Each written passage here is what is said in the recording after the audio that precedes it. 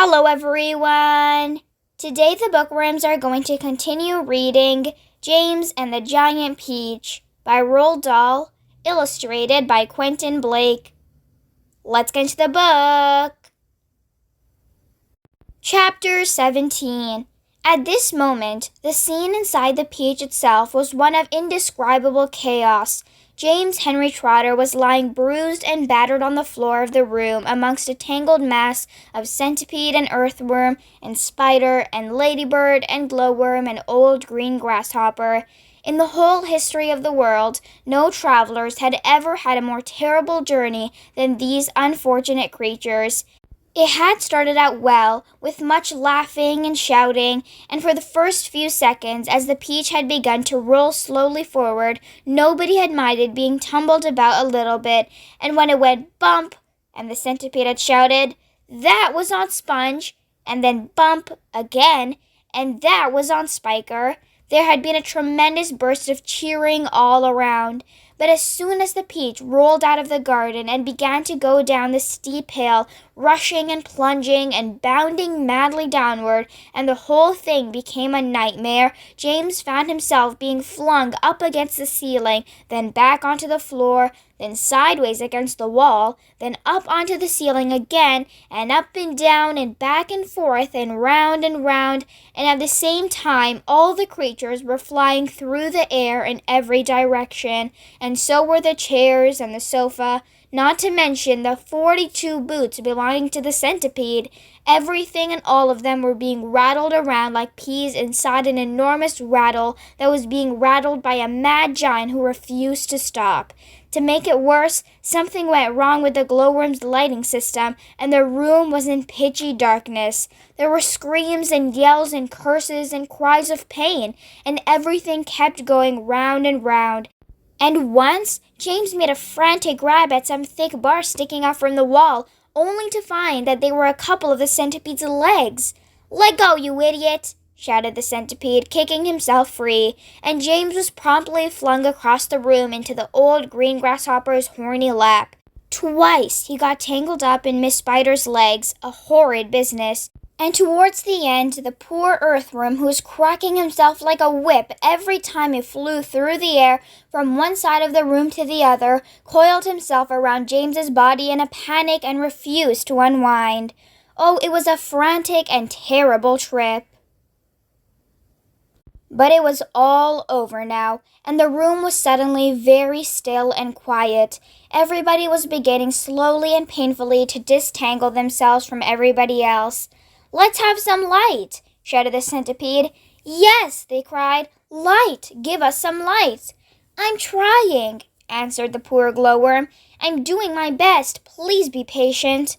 They all waited in silence. Then a faint greenish light began to glimmer out of the glowworm's tail, and this gradually became stronger and stronger until it was anyway enough to see by. "Some great journey," the centipede said, limping across the room. "I shall never be the same again," murmured the earthworm. "Nor I," the ladybird said. "It's taken years of my life." "But my dear friends," cried the old green grasshopper, trying to be cheerful, "we are there." "Where?" they asked. "Where? Where is there?"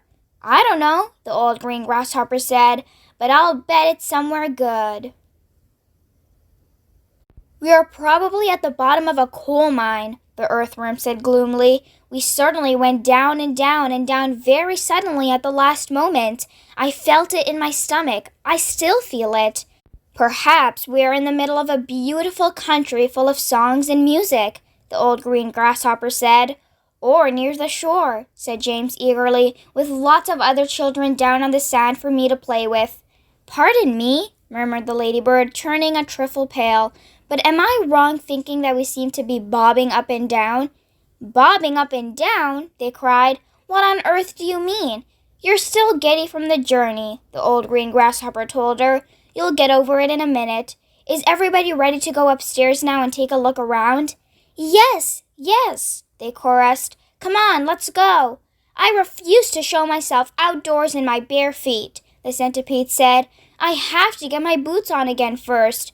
"For heaven's sake, let's not go through all that nonsense again," the earthworm said. "Let's all lend the centipede a hand and get it over with," the ladybird said. "Come on." So they did, all except Miss Spider, who set about weaving a long rope ladder that would reach from the floor up to a hole in the ceiling. The old green grasshopper had wisely said that they must not risk going out of the side entrance when they didn't know where they were, but must first of all go up on top of the peach and have a look around. So half an hour later, when the rope ladder had been finished and hung, and the 42nd boo had been laced neatly onto the centipede's 42nd foot, they were all ready to go out. Amidst mounting excitement and shouts of, "Here we go, boys! The promised land! I can't wait to see it!" The whole company climbed up the ladder one by one and disappeared into a dark, soggy tunnel in the ceiling that went steeply, almost vertically upward. Chapter 18. A minute later, they were out in the open, standing on the very top of the peach, near the stem, blinking their eyes in the strong sunlight and peering nervously around. "What happened? Where are we? But this is impossible! Unbelievable! Terrible! I told you we were bobbing up and down," the ladybird said. "We are in the middle of the sea," cried James. And indeed they were. A strong current and a high wind had carried the peach so quickly away from the shore that already the land was out of sight. All around them lay the vast black ocean, deep and hungry. Little waves were bibbling against the sides of the peach. "But how did it happen?" they cried. "Where are the fields? Where are the woods? Where is England?" Nobody, not even James, could understand how in the world a thing like this could have come about. "Ladies and gentlemen," the old green grasshopper said, trying very hard to keep the fear and disappointment out of his voice, "I am afraid that we found ourselves in a rather awkward situation." "Awkward?" cried the earthworm. "My dear old grasshopper, we are finished. Every one of us is about to perish. I may be blind, you know, but that much I can see quite clearly." "Off with my boots!" shouted the centipede. "I cannot swim with my boots on." "I can't swim at all," cried the ladybird. "Nor can I," wailed the glowworm. "Nor I," said Miss Spider. "None of us three girls can swim a single stroke." "But you won't have to swim," said James calmly. "We are floating beautifully, and sooner or later a ship is bound to come along and pick us up." They all stared at him in amazement. "Are you quite sure that we are not sinking?" the ladybird asked. "Of course I'm sure," answered James. "Go and look for yourselves." They all ran over to the side of the peach and peered down at the water below. "The boy is quite right," the old green grasshopper said. "We are floating beautifully. Now we must all sit down and keep perfectly calm. Everything will be all right in the end." "What absolute nonsense!" cried the earthworm. "Nothing is ever all right in the end, and well you know it." "Poor earthworm," the ladybird said, whispering in James's ear. "He loves to make everything into a disaster. He hates to be happy. He's only happy when he's gloomy. Now isn't that odd? But then, I suppose just being an earthworm is enough to make a person pretty gloomy. Don't you agree?" "If this peach is not going to sink," the earthworm was saying, "and if we are not going to be drowned, then every one of us is going to starve to death instead. Do you realize that we haven't had anything to eat since yesterday morning?" "By golly, he's right," cried the centipede. "For once, Earthworm is right." "Of course I'm right," the earthworm said, "and we're not likely to find anything around here either. We shall get thinner and thinner and thirstier, and we shall all die a slow and grisly death from starvation. I am dying already. I am slowly shriveling up for want of food. Personally, I would rather drown." "But good heavens, you must be blind," said James. "You know very well I'm blind," snapped the earthworm. "There's no need to rub it in." I didn't mean that," said James quickly. "I'm sorry. But can't you see that—" "See?" shouted the poor earthworm. "How can I see if I'm blind?" James took a deep, slow breath. "Can't you realize," he said patiently, "that we have enough food here to last us for weeks and weeks?" "Where?" they said. "Where?" "Why, the peach, of course. Our whole ship is made of food." "Jumping Jehoshaphat," they cried. "We never thought of that." "My dear James," said the old green grasshopper, laying a front leg affectionately over James's shoulder, "I don't know what we'd do without you." "You are so clever. Ladies and gentlemen, we are saved again." "We are most certainly not," said the earthworm. "You must be crazy. You can't eat this ship. It's the only thing that is keeping us up." "We shall starve if we don't," said the centipede, "and we shall drown if we do." Oh dear, said the old green grasshopper. "Now we are worse off than before." "Couldn't we eat just a little bit of it?" asked Mrs. Spider. "I'm so dreadfully hungry." "You can eat all you want," James answered. "It would take us weeks and weeks to make any sort of dent in this enormous peach. Surely you can see that." "Good heavens, he's right again," cried the old green grasshopper, clapping his hands. "It would take weeks and weeks. Of course it would. But let's not go making a lot of holes all over the deck. I think we'd better simply scoop it out of that tunnel over there, the only one we've just come up by." "An excellent idea," said the ladybird. "What are you looking so worried about, earthworm?" the centipede asked. "What's the problem?" "The problem is," the earthworm said, the problem is that there is no problem." Everyone burst out laughing. "Cheer up, earthworm. Come and eat." And they all went over to the tunnel entrance and began scooping out great chunks of juicy, golden-colored peach flesh. "Oh, marvelous," said the centipede, stuffing it into his mouth.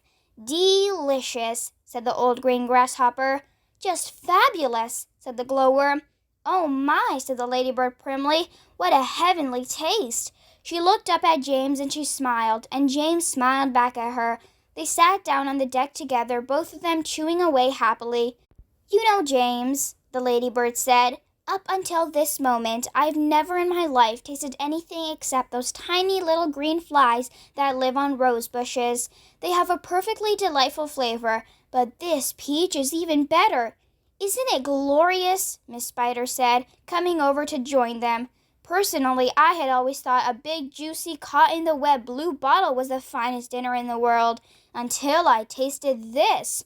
"What a flavor!" the centipede cried. "It's terrific. There's nothing like it. There never has been, and I should know because I personally have tasted all the finest foods in the world."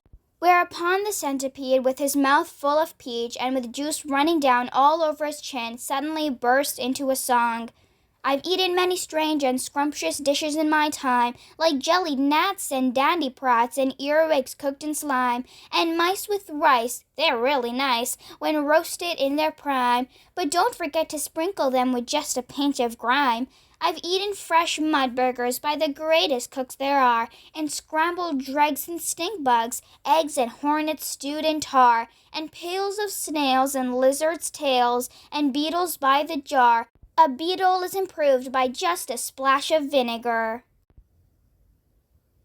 I often eat boiled slobbages. They're grand when served beside minced doodle bugs and carried slugs. And have you ever tried mosquitoes' toes and wampfish roast, most delicately fried? The only trouble is they disagree with my inside. I'm mad for crispy wasp stings on a piece of buttered toast, and pickled spines of porcupines, and then a gorgeous roast of dragon's flesh, well hung, not fresh. It costs £1 at most, and comes to you in barrels if you order it by post. I crave the tasty tentacles of octopi for tea. I like hot dogs. I love hot frogs. And surely you'll agree, a plate of soil with engine's oils, a super recipe. I hardly need to mention that it's practically free. For dinner on my birthday, shall I tell you what I chose? Hot noodles made from poodles on a slice of garden hose, and a rather smelly jelly made of armadillo's toes. The jelly is delicious, but you have to hold your nose.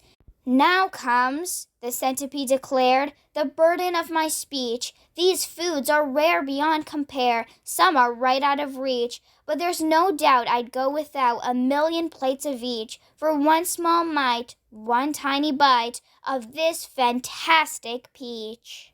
Everybody was feeling happy now. The sun was shining brightly out of a soft blue sky, and the day was calm. The giant peach, with the sunlight glinting on its side, was like a massive golden ball sailing upon a silver sea. Chapter 19. "Look!" cried the centipede, just as they were finishing their meal. "Look at that funny thin black thing gliding through the water over there." They all swung round to look. "There are two of them," said Miss Spider. "There are lots of them," said the ladybird. "What are they?" asked the earthworm, getting worried. "They must be some kind of fish," said the old green grasshopper. "Perhaps they have come along to say hello." "They're sharks!" cried the earthworm. "I'll bet you anything you like that they are sharks and they have come along to eat us up." "What absolute rot," the centipede said, but his voice seemed suddenly to have become a little shaky, and he wasn't laughing. "I am positive they are sharks," said the earthworm. "I just know they are sharks." And so, in actual fact, did everybody else, but they were too frightened to admit it. There was a short silence. They all peered down anxiously at the sharks who were cruising slowly round and round the peach. "Just assuming that they are sharks," the centipede said, "there still can't be possibly any danger if we stay up here." But even as he spoke, one of those thin black fins suddenly changed direction and came cutting swiftly through the water right up to the side of the peach itself. The shark paused and stared up at the company with small, evil eyes. "Go away!" they shouted. "Go away, you filthy beast!" Slowly, almost lazily, the shark opened his mouth, which was big enough to have swallowed a perambulator, and made a lunge at the peach. They all watched aghast, and now, as though at a signal from the leader, all the sharks came swimming in towards the peach, and they clustered around it and began to attack it furiously. There must have been 20 or 30 of them at least, all pushing and fighting and lashing their tails and churning the water into a froth. Panic and pandemonium broke out immediately on top of the peach. "Oh, we are finished now!" cried Miss Spider, wringing her feet. "They will eat up the whole peach, and then there'll be nothing left for us to stand on, and they'll start on us." "She's right," shouted the ladybird. "We are lost forever." "Oh, I don't want to be eaten," wailed the earthworm. "But they will take me first of all because I'm so fat and juicy and I have no bones." "Is there nothing we can do?" asked the ladybird, appealing to James. "Surely you can think of a way out of this." Suddenly, they were all looking at James. "Think!" begged Miss Spider. "Think, James, think." "Come on," said the centipede. "Come on, James. There must be something we can do." Their eyes waited upon him, tense, anxious, pathetically hopeful. That's it for today, everyone. I hope you guys enjoyed. Don't forget to like, share, and subscribe, and join us tomorrow for the next part of this book. I'll see you guys next time. Bye.